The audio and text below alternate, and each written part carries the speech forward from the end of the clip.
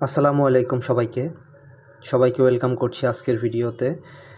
তো আজকের এই ভিডিওতে আমরা এসএসসি 25 যারা আছো, প্রথমেই তোমাদের আজকে রেজাল্ট দিল। যারা ভালো করছো, যারা এই প্লাস পাইছো, ভালো রেজাল্ট করছো, সবাইকেই অভিনন্দন। এবং যাদের রেজাল্টটা মন মতো হয় নাই বা একটু খারাপ করছো, তারা একটা কথা মনে রাখবা, এইটাই তোমাদের জীবনের শেষ পরীক্ষা না। এরপরেও ভালো করার মতো আরও অনেক জায়গা আছে।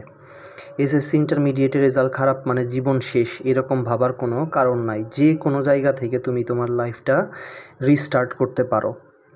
সো সব কিছু তোমার উপরে। তো এইটা নিয়ে হতাশ হওয়ার কিছু নাই। মন ঠান্ডা করো, মাথা ঠান্ডা করো, পরবর্তী লাইফের জন্যে, ইন্টারমিডিয়েট লাইফের জন্যে প্রিপারেশন নাও। এই হচ্ছে ব্যাপার। এখন যাদের রেজাল্ট একটু খারাপ হয়েছে, যারা ভাবতেছো, হয়তো অনেকেই এরকম আছো যে পরীক্ষা ভালো দিছো, 100% কনফিডেন্স, সেই অনুযায়ী রেজাল্ট হয় নাই তোমার। তুমি একদম শিওর যে তোমার এই সাবজেক্টে প্লাস আসবে, ওইটাতে প্লাস আসে নাই, অথবা একদম ফেলের কাছাকাছি চলে গেছে। এরকম অনেক উদাহরণ আছে। তো এখন তুমি কি করতে পারো? তোমার একটাই পথ সামনে। তুমি যদি এরকম কনফিডেন্ট হয়ে থাকো, তাহলে তুমি কি করতে পারো? বোর্ড চ্যালেঞ্জ করতে পারো। আর এই ভিডিওতে আমি তোমাকে বোর্ড চ্যালেঞ্জের পূর্ণাঙ্গ একটা গাইডলাইন দিব, যেই ভিডিওটা দেখলে তুমি তোমার কোনো জায়গায় দৌড়াদৌড়ি করতে হবে না, কি করব কি না করব এইসব চিন্তা করতে হবে না। তুমি নিজেই নিজের মোবাইল থেকে তুমি তোমার নিজের বোর্ড চ্যালেঞ্জটা তুমি নিজেই করতে পারবা, নির্ভুলভাবে, কোনো ঝামেলা ছাড়া। জাস্ট প্রথম থেকে শেষ পর্যন্ত তোমাকে ভিডিওটা দেখতে হবে। এই হচ্ছে কথা। তো যারা 100% কনফিডেন্ট যে তোমার রেজাল্ট চেঞ্জ হতে পারে, তাদের জন্য আমি পুরো প্রসেসটা কিভাবে কি করতে হবে এখানে লিখে রাখছি। একটার পর একটা আমি তোমাকে খুব সুন্দর মতো এক্সপ্লেন করতেছি। তো ভিডিও শেষ করার পরেও যদি তোমার মনে কোনো কনফিউশন থাকে, তুমি অবশ্যই কমেন্টে জানাবা। আমি প্রত্যেকের রিপ্লাই দেওয়ার চেষ্টা করব। আশা করি কারো কোনো কনফিউশন থাকবে না। তো প্রথমেই দেখো, বোর্ড চ্যালেঞ্জ করতে হলে সবার প্রথমে তোমাকে কি করতে হবে? তো এইখান থেকে আমি প্রথম থেকে যদি পড়ি, বোর্ড চ্যালেঞ্জ করার নিয়ম 2025। যারা এসএসসি রেজাল্টে সন্তুষ্ট না, তারা নিচের নিয়মে বোর্ড চ্যালেঞ্জ বা রিসিকিউটিনি করতে পারে। তো আবেদন করার নিয়ম হচ্ছে, রেজাল্ট প্রকাশের পর দিন থেকে শুরু হয়, মানে আগামীকাল শুক্রবার থেকেই তোমরা আবেদন করতে পারবা। অফিসিয়াল নোটিশ দিয়ে দিবে এবং 7 থেকে 15 দিনের মধ্যে এই আবেদনের সময়সীমাটা থাকবে। তো এই সময়ের মধ্যেই তোমাকে আবেদন করতে হবে এবং সময়সীমা বোর্ডের ওয়েবসাইট বা SMS-এর মাধ্যমে তোমাকে জানাই দেওয়া হবে। তুমি যদি ঢাকা বোর্ডে হয়ে থাকো, ঢাকা বোর্ডের ওয়েবসাইট থেকে একটা নোটিশ দেওয়া হবে। তুমি কুমিল্লার হয়ে থাকলে কুমিল্লা বোর্ডে পেয়ে যাবা। চট্টগ্রাম হয়ে থাকলে চট্টগ্রামের ওয়েবসাইট থেকে তুমি রেজাল্টটা পেয়ে যাবা, নোটিশটা পেয়ে যাবা। তো এবার প্রসেসটা কি আসো, আবেদনের পদ্ধতি। এখন আবেদন করতে হইলে তোমাকে সবার প্রথমে তোমার কাছে একটা টেলিটক সিম থাকতে হবে। শুধু টেলিটক নাম্বার থেকেই তুমি অ্যাপ্লাইটা করতে পারবা। অন্য কোনো সিম থেকে, রবি, বাংলালিংক, গ্রামীণ থেকে কিন্তু তুমি করতে পারবা না, সহজ কথা। তার মানে তোমার কাছে যদি টেলিটক সিম থাকে, তুমি নিজে অ্যাপ্লাই করতে পারবা। টেলিটক সিম যদি না থাকে, তোমাকে কিন্তু দোকানে দৌড়াদৌড়ি করতে হবে অথবা অন্য কারোর হেল্প নিতে হবে। তো এইবার আসো, তোমার কাছে টেলিটক সিম আছে, তো কি করবা? ফরম্যাট দেখো, তোমাকে RSC লিখতে হবে, সবগুলাই বড় হাতের। RSC সবগুলা বড় হাতের লেখার পরে একটা স্পেস দিবা। তোমার বোর্ডের নামের প্রথম 3 অক্ষর দিবা। মনে করো আমি ঢাকা বোর্ডে, DHA, 3টাই বড় হাতের অক্ষরে হবে। এরপরে স্পেস দিবা, তোমার রোল নাম্বার দিবা, 6 ডিজিটের যে রোল নাম্বার সেইটা দিবা, স্পেস দিবা। এবার আসো, বিষয় কোড দিতে হবে। বিষয় কোড কি? তোমরা পরীক্ষার মধ্যে ওএমআরে পূরণ করছো। বাংলা ফার্স্ট পেপারের বিষয় কোড হচ্ছে 101, সেকেন্ড পেপারের 102, ম্যাথের 107, 8, এইরকম প্রত্যেকটা সাবজেক্টের একটা বিষয় কোড কিন্তু প্রশ্নের উপরে কিন্তু থাকে। তোমরা হয়তো খেয়াল করছো, তোমাদের রেজাল্টের মধ্যেও দেখবা সাবজেক্টের আগে একটা বিষয় কোড থাকে 3 ডিজিটের, সেইটা এখানে বসাবা। তো নিচে দেখো উদাহরণ দেওয়া আছে যাতে তোমাদের কোনো প্রবলেম না হয়। তো মনে করো RSC লিখবো, স্পেস দিব, DHA দিব, তুমি কুমিল্লা হলে CUM দিবা, এরপরে তোমার রোল নাম্বার দিবা, এরপরে কি দিবা, এরপরে দিবা তোমার যে বিষয় কোড 101 মনে করো বাংলা, এইটা। এখন কথা হচ্ছে খুবই গুরুত্বপূর্ণ কথা, এইখানে দুইটা দেওয়া আছে তাই না, 101 আর 107। এখন তুমি যদি এক সাবজেক্টের জন্যে তুমি যদি অ্যাপ্লাই করতে চাও তাহলে এইখানে শুধু 101 হবে। আর এইখানে যে অপশনটা দেখানো হয়েছে এইখানে হলো অনেকেই 2 সাবজেক্ট 3 সাবজেক্ট 4 সাবজেক্ট অ্যাপ্লাই করবে। তো কি করবা, প্রথমে 101 লিখবা, এরপরে আর একটা সাবজেক্টের বিষয় কোড দিবা, কমা দিবা, আবার যদি আর একটা থাকে কমা দিয়ে আর একটা দিবা, এরকম 4টা 5টা তুমি যে কয়টা করতে চাও কমা দিয়ে দিয়ে খালি সিরিয়ালে লিখবা, কোনো স্পেস হবে না। 101 কমা পরের সাবজেক্টের বিষয় কোড কমা পরের সাবজেক্টের বিষয় কোড, শেষ।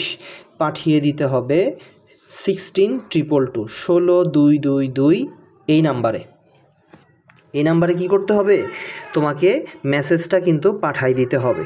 তো পাঠাই দিলাম, পাঠানোর সাথে সাথে কিছুক্ষণ পরেই, তো আশা করি তোমরা ওই একটা আর অনেকগুলো সাবজেক্টের কথা বুঝতে পারছো। যদি একটা সাবজেক্টে অ্যাপ্লাই করো বিষয় কোড হবে একটা, অনেকগুলো সাবজেক্টের যদি অ্যাপ্লাই করে থাকো বিষয় কোড হবে অনেকগুলো। তো এবার 3 নাম্বার আসো, 3 নাম্বার অপশন হচ্ছে ফিরতি SMS একটা তোমাকে দেওয়া হবে বোর্ড থেকে। ফিরতি SMS কী থাকবে, একটা পিন নাম্বার আসবে, ওই পিন নাম্বারটা তোমাকে পাঠাইতে হবে।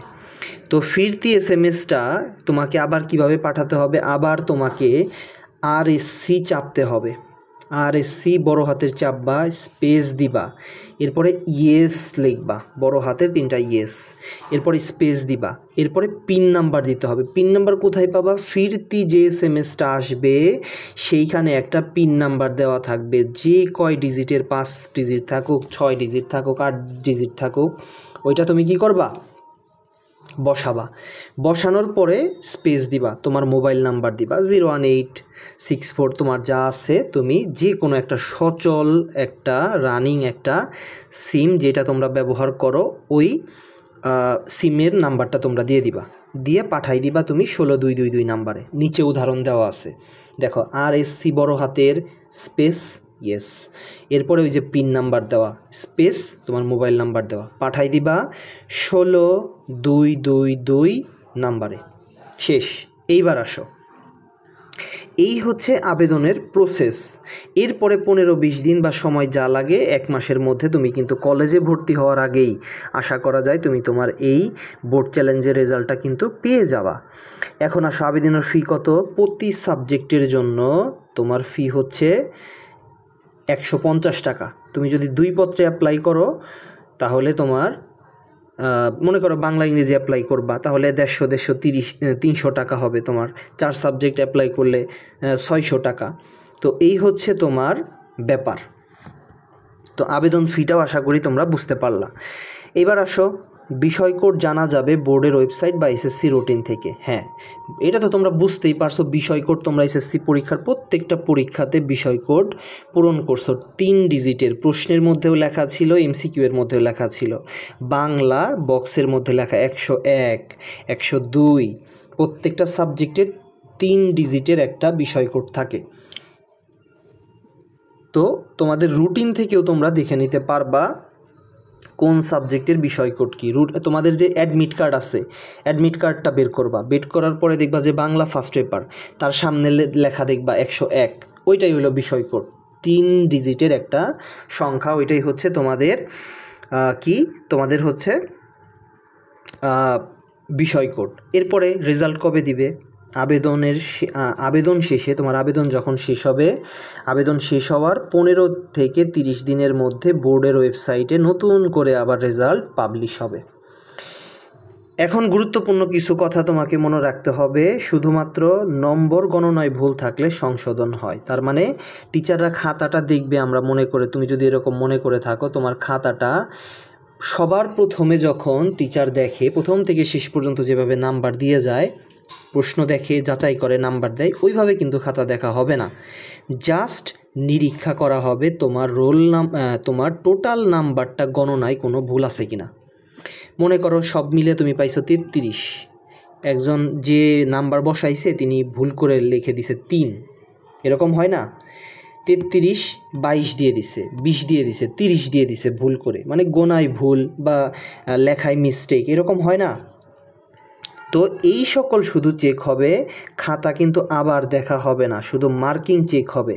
ফলাফল পরিবর্তন নাও হতে পারে, আবার হতেও পারে যদি এইরকম বড় বড় মিস্টেক হয়। হ্যাঁ, অনেক রেজাল্ট চেঞ্জ হয়, ফেল থেকে রেজাল্ট চেঞ্জ হয়ে যায়, তারপরে 50-60 থেকে সেইখানে আরও A+ চলে আসে, ঠিক আছে। তো তুমি যে রেজাল্ট করছো তার থেকে তুমি কম পাবা না, এতটুকু শিওর থাকো। তুমি যা রেজাল্ট করছো তার থেকে তুমি কম পাবা না, হইলে এর থেকে বেশি হবে। তো এই ছিল পুরো প্রসেসটা, তোমাদের যেটা জানানোর ছিল আমি জানাই দিলাম। খুব সুন্দরভাবে আমি বোঝানোর চেষ্টা করছি সহজভাবে। এরপরেও যদি কারো কোনো প্রবলেম থাকে, কোনো কিছু জানার থাকে, তোমরা অবশ্যই কমেন্টে জানাবা। সবাই ভালো থাকবা, সুস্থ থাকবা, এবং সামনে তোমাদের জন্য কিছু গুরুত্বপূর্ণ আমি ভিডিও দিব কলেজে ভর্তি হওয়ার আগে, সেই ভিডিওগুলো অবশ্যই দেখবা, সবার অনেক কাজে দিবে। সবাই ভালো থাকো, সুস্থ থাকো, আসসালামু আলাইকুম।